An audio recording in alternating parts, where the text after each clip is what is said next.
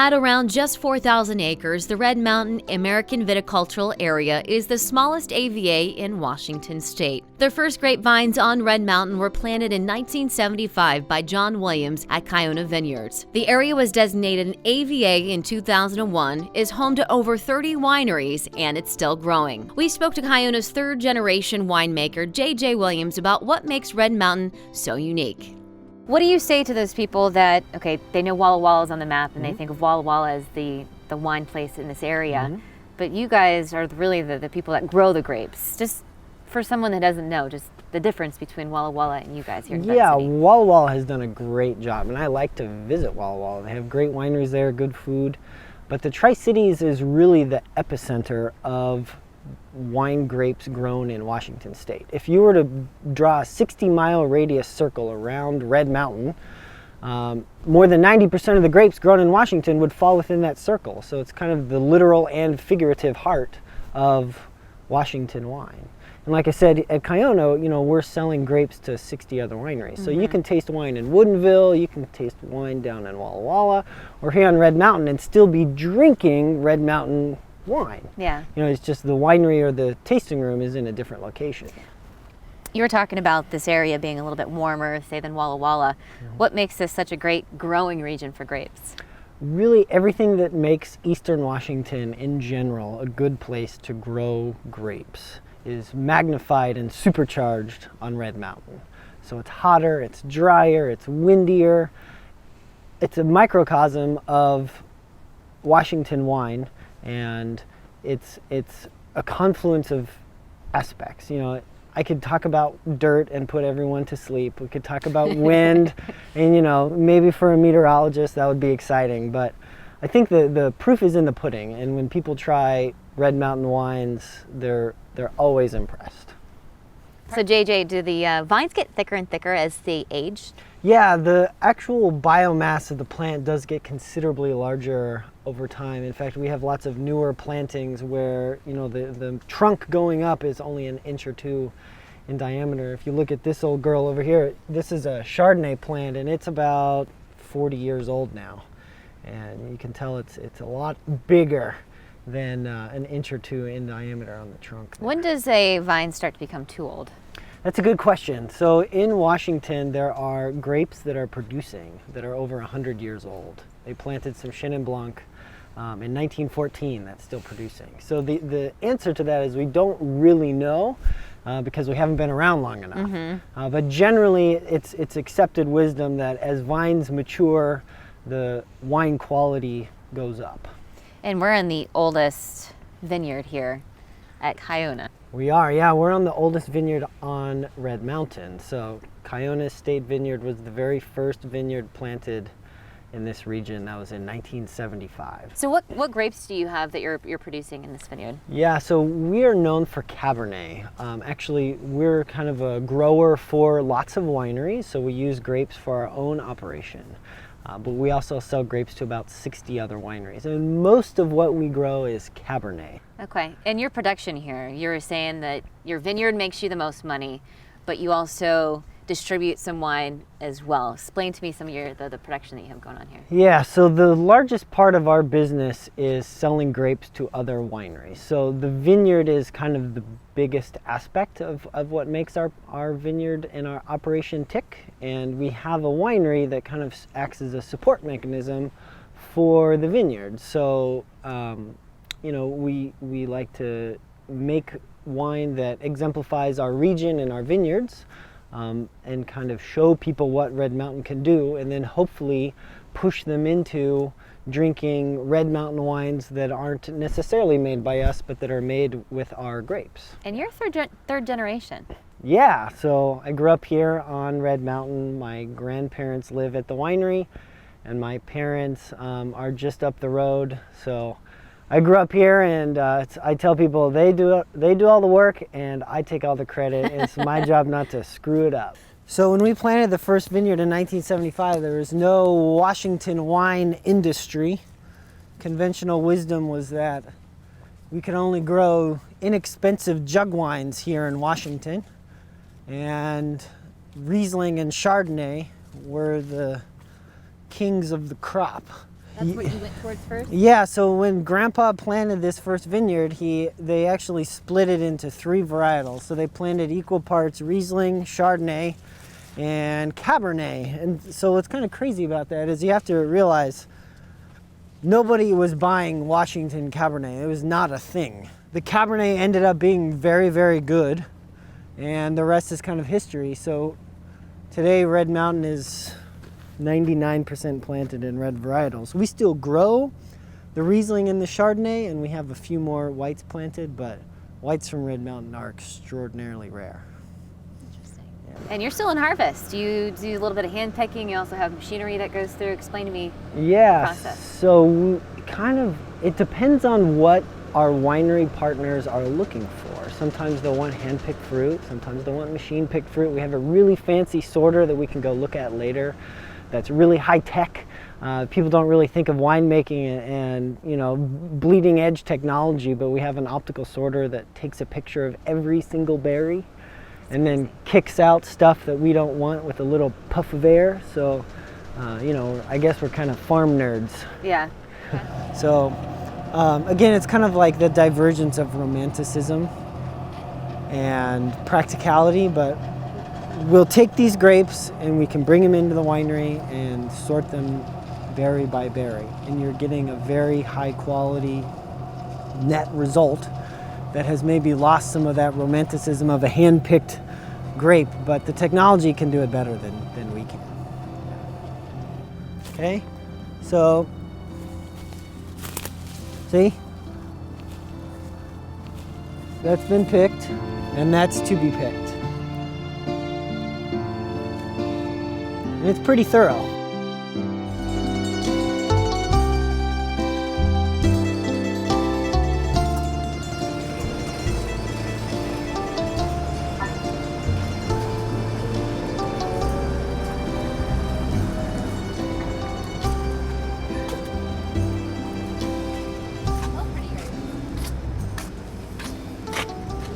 So you can see that the grapes look a lot prettier in the bin, hand-picked. Yeah.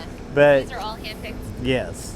So it takes an able-bodied person about 2 to 4 hours to fill a bin like this, depending on the size of the grapes. Yeah. And so on a 600-foot grape row, that's basically a half a day or so to pick. And the machine does it in about 10 minutes, actually about 5 minutes. Maybe you answered this already, but I know you said it's just people love to hear that it's hand-picked, but for someone that's requesting grapes that are hand-picked, what's the difference, making the wine? There isn't any difference, because they're going to take this home and they're going to run it through their smasher. So you said they request it hand-picked, correct? Yeah, it's kind of a operations or logistical consideration, because there's yeast on the grapes. That's right. You were saying that. So okay. as soon as you run the Smash machine, them. it kind of macerates it a little bit, and they'll start that process. Okay. And most winemakers want to control that fermentation process. So it's much. You're leaving less to chance when you transport them like this. And I would say these would probably be more for Seattle, folks that are further away that want these grapes. Yeah, it's trucking generally consideration. small wineries. Okay. Part of the issue with the mechanical operation is it moves a lot of fruit in a short period of time, and so you have to be able to set up to deal with it. For us, it's really kind of cool because our processing is right here in our vineyard, so we don't have to load 20 tons in a truck and drive 100 miles and wait in line to unload that truck. We can pick the amount that we can process in a fairly short period of time, and we can pick it when we want to, because the machines have lights on them, so we can pick at night if we want to, or early morning. Particularly when we're doing white grapes, our press is a batch process, so it holds about 9 or 10 tons of fruit. And I'll tell the harvester guys, I would like 9 tons of fruit on the pad at 6:30 in the morning. And the winery crew shows up at 6 o'clock and starts washing things, and at 6:30, when those grapes show up, they start going into the press. It's a very timely and immediate process. about 10 minutes have elapsed since these grapes were on the vine. So we bring them in. This is a giant funnel shape with an auger at the bottom, which kind of macerates everything, kind of makes it less solid. And then it runs over to the Pelink, which is the mechanical sorter and crusher destemmer. So we're removing stems and leaves and just getting berries. And then it's running over our first sort table. And this is where we're removing a lot of seeds.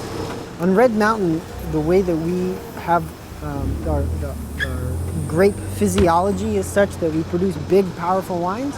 We don't necessarily need the seeds to influence the wine. So it's actually, you make nicer wine if you're able to take the seeds out. And this is something that is just physically impossible to do if you're doing it by hand. It's like panning for gold a little bit. So anything that's not the right size or shape will fall through that grate. So by the time we get to the end, I mean, you think about what these grapes look like 10 minutes ago on the vine, we're getting a pretty clean product at this point. Not a lot of stems, the grapes are mostly the right size, but we're still not done. So this is, what you're seeing here is the very end of the process that we call mechanical sorting. They're being lifted up into the next machine, which is called an optical sorter. So what the optical sorter does is it takes a picture of every grape as it falls through a relay, basically.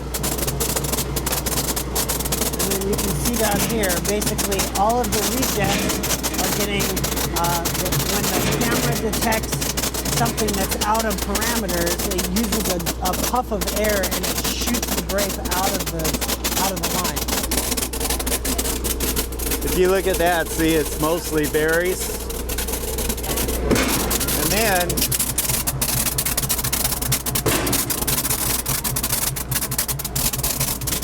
that's what's getting kicked out. You can see it's a lot more stuff other than grapes in it.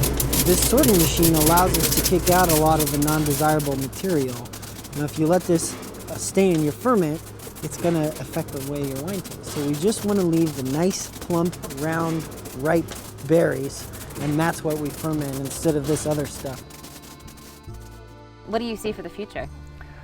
Well, Red Mountain has garnered a lot of attention in the last 5 or 10 years. My dad says it's an overnight 40-year success. It's, you know, we feel like we've been doing a good job for a long time, but people are really starting to pay attention. We've had some international development and lots of new money and lots of interest and prestige kind of bestowed upon the mountain and the wines that are produced here really in the last 5 or 10 years. So people are really starting to take notice, and you know, we subscribe to the philosophy of a rising tide floats all boats. Yeah. If Kiona goes out and sells a bunch of wine, that's great, but it's better if everyone that's involved with Red Mountain can be successful, and that's really what we're going for.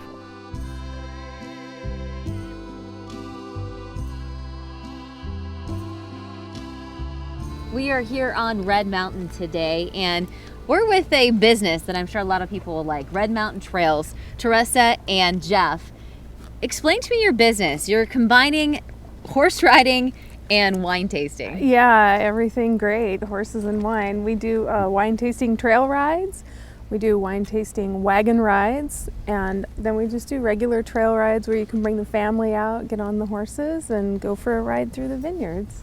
And they're all obviously very friendly.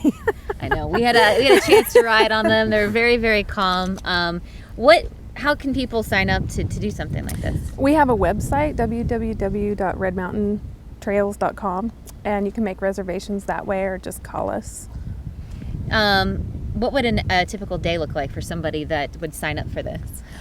Gosh, well, for the, I'll talk about the wine tasting trail ride. A typical day for that is you show up at our place and we do a small tasting there, and then we'll do a safety talk, mount up on the horses, and we'll ride out to Monte Scarlato, which is across the way from us. That's about a 25-minute ride.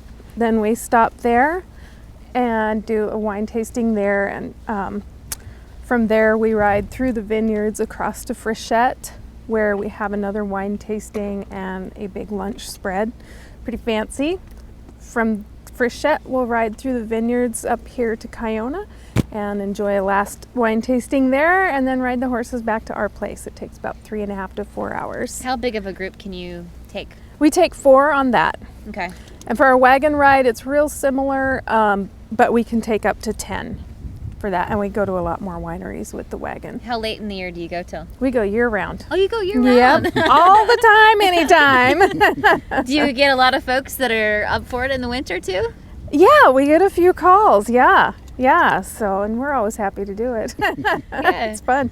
How is it for you, Jeff, this business? Is it fun to meet new people? And it has been great to meet new people. We get a lot of people from out of the state and from the coast, and it's exciting to see them.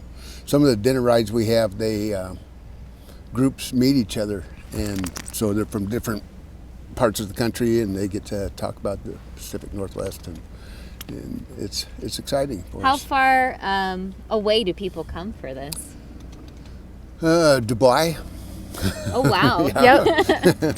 New York. New York last week, so Yep. that was pretty exciting to have those folks. Yeah. How did this idea come about? I grew up out here. My family was the first family on Red Mountain, and so I've always ridden horses out here. My mother passed away, and we bought the estate from her.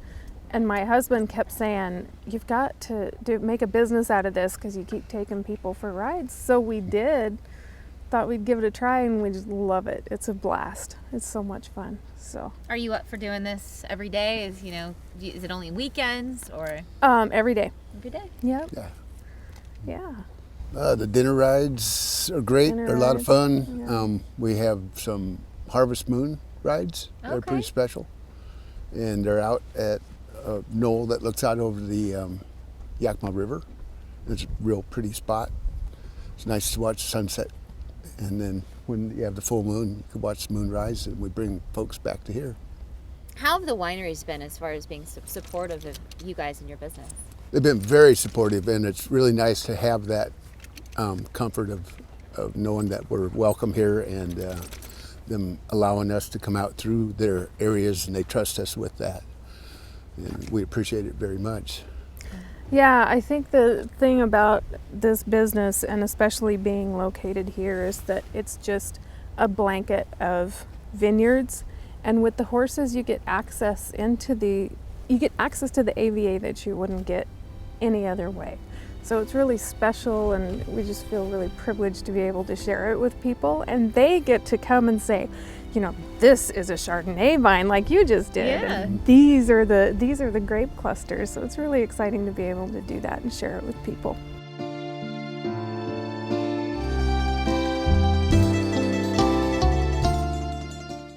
We are here this afternoon at Tapteil, here with Jane, the owner, and what we have behind me is a bucket filled with grapes. That's and right. what we're going to try to do is I'm going to step inside this bucket and crush grapes. Is this something they used to do back in time? Yes, Crush the you're grapes this way? probably too young to remember the old comedy show I Love Lucy. But I do there's remember that. Do you? All right, well, probably reruns. But yes, there is a great scene with Ethel and Lucy crushing grapes, and it's kind of everybody's bucket list thing to do. We don't actually crush the grapes for our wine this way, but it's a lot of fun for people to come out and give it a try. And everybody seems to really delight in this, and it's a great photo opportunity. We're probably on hundreds of Christmas cards that people come and enjoy this, and a lot of squealing and a lot of good fun going on when folks crush the grapes. What are these? What is it going to feel like as they step It's going to be squishy, and well, hop in there and find out. Okay, Yeah. I'll roll up It's my probably going to be a pants. little cold. The grapes were picked this morning, so they're all nice and fresh. Oh, you got to do it with gusto. Oh, wow. The texture Nice and cold. Yes. Will I be able to make my own wine from this? You could. We'll put it somewhere for you. Yes. Like Kristen's own wine. She stomped on the grapes herself. Luckily, the alcohol will kill any germs in there, so Oh my Yeah. gosh. you got to do that with a little more fervor. Okay. Yeah, there you go. That's the way. Multiple steps Yes. here to crush these grapes. So when they used to do this back in the day, They would actually have a big vat, and some places you could see, if you look at old historic photos, there would be a bar that people could hold on to, and they'd do it in roll their pants way up because it would be really deep, and they'd keep going around this bar and keep stomping the grapes. I will say it's definitely a fun process to go through and stomp the grapes. Makes it very interesting. That's right, and you can even have a grapevine crown to really. Oh, here we go. Yes. This is the added touch. That's right. I knew I was missing something. There you go. There we go. Now I'm going to be able to stomp the grapes better. What kind of grapes are these? Cabernet Sauvignon. Oh, they're Cabernet. All right. They look like such great grapes to just discard later on. We're going to bottle them up for you. Oh, that'd be good. So after they're done doing this, back in the day, they would have to go through and take the stems out and everything. Like, what would be the next That's right. step? There would probably be, I would guess there would be a drain at the bottom of whatever they were crushing in, and they would drain the juice from that. And perhaps press it with more of a mechanical press. Uh-huh. But this would be the first process. I Now feel- we use a stemmer crusher. You guys have easier methods Yes. to go about That's right. producing more. Wonderful. This is fun, fun, guys. yeah. I'm so glad you guys had me come up here and do this. Well, you need a big one, yeah. These are There we go. these are perfect grapes to me. Yes. Look how nice they are. Now see if we got a wonderful picture here is you trying to eat these grapes. Oh, you wait. You want? Yeah. This is more of a photo. Yes. Yeah. Are you gonna hold it? Or you want me I'm to just going to hold them right here. Okay. This is how we end up on Christmas cards. Okay. I'm gonna have All you right. hose me off. All right. This is the treatment here. Okay, they get fed. My feet cleaned off. Right. Perfect. Feeling the circulation again in my feet. Spa. So tell me about your winery. How long have you been around? Are you have vineyards too? Well, Larry first planted Tapteil in 1984, or first purchased the land in 84 and planted the vineyard in 85. So it's one of the older vineyards here on Red Mountain. And our primary grape that we grow is Cabernet Sauvignon, although we also grow Merlot and a number of Rhone varietals such as Syrah, Grenache, Mourvedre, and Malbec. We make a limited amount of wine ourselves. We're primarily a vineyard operation here, so we sell about 80% of our grapes to other winemakers in Washington and Oregon. Larry is one of the founders here on Red Mountain, planting in the early 80s. Of course, Kiona was among the very first that planted here, and then there was a second wave that included the Clipsons and Larry, as well as Blackwood Canyon in the early 80s. What made him decide I'm going to plant grapes here? Well, he became interested in the wine industry while teaching in Australia, and then his work led him to other places like Southern California, and he just really enjoyed the conviviality of the wine industry in general. And being an engineer by nature, he sought out the best place to grow Cabernet Sauvignon. And when he first started, he had a Cold Creek Vineyard Cabernet Sauvignon in the early 70s, and realized that this type of a high quality, high caliber cab could be grown in Washington State. So he set out to find the place to grow the best Cabernet Sauvignon, and discovered this spot here on Red Mountain long before it was an AVA. It's the aspect of the land. If you can see here, we're at the base of Red Mountain, and so we have a gentle south-facing slope. The type of soil here is a loam and caliche, which is a broken river rock. We do have actually a wonderful cut bank on the other side that shows the layers of sediment. Okay. So you can see from above this rock to here, this is all windblown loess, and there's not a rock in that, but then there's a layer of rock here, and this would be a lake deposit, or perhaps carried here by the Missoula flood. But you can see how the loess alternates like a layer cake with the rock. And this broken caliche that we call is really ideal for the grapes because they can just get their roots right down through that and go deep into the soil. And then the wind and the aspect of the slope, you can see lower down in the mountain they have wind machines to keep the frost from happening. We don't need to worry about that because we have a natural air drainage here. Okay. Well, it's been a tremendous growth here on Red Mountain. It's that we're actually achieving the dream that many of us here on Red Mountain had hoped to see, and that's to see this sea of vines around us, and not a strip mall or something taking up this valuable grape growing land. Thank you for joining us on our tour of Red Mountain. Tune in next time as we visit another local area winery.